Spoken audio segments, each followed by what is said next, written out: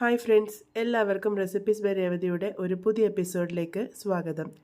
ഇന്ന് വന്നിരിക്കുന്നത് രാവിലെ ബ്രേക്ക്ഫാസ്റ്റ് ആയിട്ടോ ഈവനിങ് സ്നാക്കായിട്ടോ ഒക്കെ കഴിക്കാൻ വേണ്ടി പറ്റിയ രുചിയൂറുന്ന ഒരു പലഹാരത്തിൻ്റെ റെസിപ്പിയുമായിട്ടാണ്.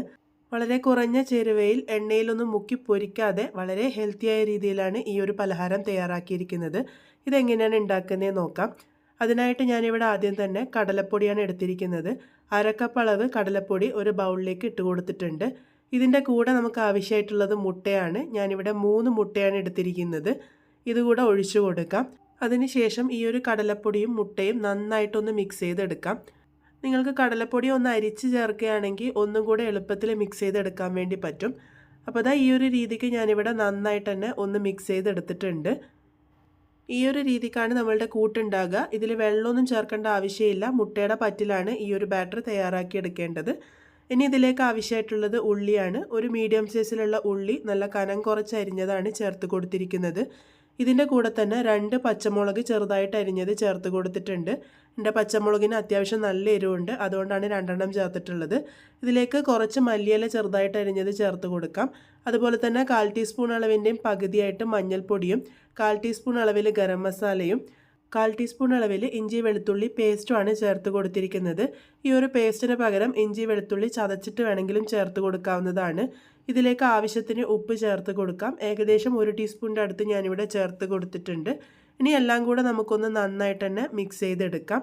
ഇതിലേക്ക് നിങ്ങൾക്ക് കൂടുതൽ പച്ചക്കറി ചേർത്ത് കൊടുക്കാവുന്നതാണ്. ക്യാരറ്റോ അല്ലാന്നുണ്ടെങ്കിൽ ക്യാപ്സിക്കോ അങ്ങനെയൊക്കെ ചേർത്ത് കൊടുക്കാം. ഞാനിപ്പോൾ ഇവിടെ ഉള്ളി മാത്രമേ ഇട്ട് കൊടുത്തിട്ടുള്ളൂ. ഇതിലേക്ക് ഒരു നുള്ള് കായത്തിൻ്റെ പൊടി കൂടി ചേർത്ത് കൊടുക്കുന്നുണ്ട്. നേരത്തെ ചേർത്ത് കൊടുക്കാൻ മറന്നുകൊണ്ടാണ് ഇപ്പം ചേർത്ത് കൊടുത്തിരിക്കുന്നത്. നേരത്തെ തന്നെ ചേർത്ത് കൊടുത്താൽ മതിയാകും. ഇതെല്ലാം കൂടെ നമുക്കൊന്ന് നല്ലപോലെ മിക്സ് ചെയ്ത് കഴിഞ്ഞാൽ നമ്മളുടെ ബാറ്റർ ഇവിടെ റെഡി ആയിട്ടുണ്ട്. ഈ ഒരു രീതിക്കാണ് നമ്മളുടെ ബാറ്റർ തയ്യാറാക്കി എടുക്കേണ്ടത്. ഇനി നമുക്കിത് ഒന്ന് കുക്ക് ചെയ്തെടുക്കാം. അതിന് വേണ്ടിയിട്ട് ഞാൻ ഇതുപോലത്തെ പാത്രമാണ് എടുത്തിരിക്കുന്നത്. ഇത് സാധാരണ നമ്മൾ ഉണ്ണിയപ്പൊക്കെ ഉണ്ടാക്കണം ആ ഒരു പാത്രത്തിലാണ് ഞാനിവിടെ തയ്യാറാക്കിയിരിക്കുന്നത്. ഒരു തുള്ളി എണ്ണ ഇതുപോലെ ഒന്ന് സ്പ്രെഡ് ചെയ്ത് കൊടുത്തതിന് ശേഷം ഓരോ കുഴിയിലേക്കായിട്ടും ബാറ്റർ ഒഴിച്ചു കൊടുക്കാം. വളരെ കുറച്ച് എണ്ണ ഉപയോഗിച്ചാണ് നമ്മൾ ഈ ഒരു പലഹാരം തയ്യാറാക്കിയിരിക്കുന്നത്. ഇനി ഇതുപോലത്തെ പാത്രം ഇല്ലാന്നുണ്ടെങ്കിലും കുഴപ്പമൊന്നുമില്ല. നമ്മൾ സാധാരണ ദോശയൊക്കെ ചുട്ടെടുക്കുന്ന രീതിക്കും ചുട്ടെടുക്കാവുന്നതാണ്. ഇതിപ്പോൾ കാണാനും നല്ല ഭംഗിയുണ്ടാവും, കുട്ടികൾക്ക് കഴിക്കാനായാലും നല്ല ഇഷ്ടമുണ്ടാകും. അതുകൊണ്ട് മാത്രമാണ് ഈ ഒരു രീതിക്ക് തയ്യാറാക്കിയിരിക്കുന്നത്. അപ്പോൾ ഞാനിപ്പം എല്ലാ കുഴിയിലുമായിട്ട് ഒഴിച്ചു കൊടുത്തിട്ടുണ്ട്. അതിനുശേഷം ഇത് അടച്ചു വെച്ച് കൊടുക്കാം. ഒരു 2 മിനിറ്റ് നേരത്തേക്ക് മീഡിയം ഫ്ലെയിമിൽ വെച്ചിട്ട് വേണം കുക്ക് ചെയ്തെടുക്കാൻ വേണ്ടിയിട്ട്. ആ ഒരു സമയമാകുമ്പോഴേക്കും അതിൻ്റെ അടിഭാഗം നല്ലപോലെ ഫ്രൈ ആയിട്ട് വന്നിട്ടുണ്ടാവും. അതിനുശേഷം നമുക്കിതുപോലെ ഒന്ന് മറിച്ചിട്ട് കൊടുക്കാം. അങ്ങനെ മറിച്ചിട്ട് കൊടുത്തതിന് ശേഷം 1-2 മിനിറ്റ് നേരത്തേക്ക് ഒന്ന് കുക്ക് ചെയ്തെടുത്താൽ മതി. അപ്പോഴേക്കും തന്നെ നമ്മളുടെ പലഹാരം ഇവിടെ റെഡിയായി കിട്ടിക്കോളും. ഇത് കുക്ക് ചെയ്തെടുക്കാനായാലും അതുപോലെ തന്നെ തയ്യാറാക്കി എടുക്കാനായാലും ഒന്നും ഒരുപാട് സമയമൊന്നും എടുക്കില്ല. ചുരുങ്ങിയ സമയം കൊണ്ട് നമുക്ക് തയ്യാറാക്കി എടുക്കാൻ വേണ്ടി പറ്റുന്ന വളരെ ടേസ്റ്റി ആയിട്ടുള്ള ഒരു പലഹാരമാണ്.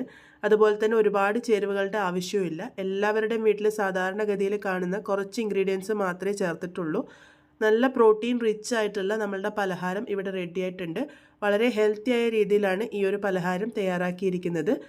ഇത് രാവിലെ ബ്രേക്ക്ഫാസ്റ്റ് ആയാലും കുട്ടികളുടെ സ്നാക്സ് ബോക്സിൽ കൊടുത്തുവിടാനായാലും ഒക്കെ പെർഫെക്റ്റ് ആയിട്ടുള്ള ഈ ഒരു പലഹാരം നിങ്ങൾ എന്തായാലും ട്രൈ ചെയ്ത് നോക്കുമെന്ന് പ്രതീക്ഷിക്കുന്നു.